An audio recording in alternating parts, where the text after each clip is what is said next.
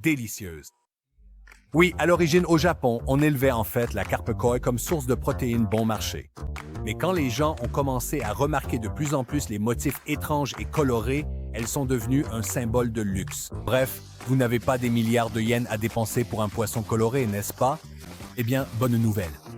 Niigata abrite aussi le Nishiki Goido Satsuo, un type de parc à carpes, où vous pouvez observer et en apprendre davantage sur les carpes koi, nourrir une carpe et même en adopter une.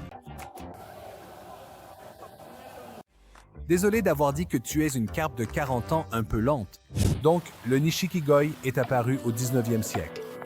À l'origine, elles étaient surtout élevées pour la nourriture, mais nous avons mis en avant la mutation de couleur.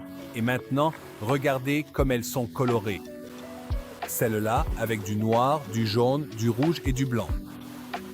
Ce qu'on appelle le Taisho Sankei est apparu pendant la période Taisho, au XXe siècle.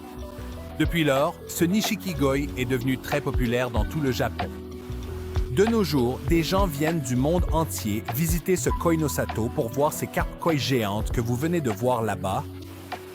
J'ai entendu dire que certaines d'entre elles coûtent des millions et des millions de yens japonais.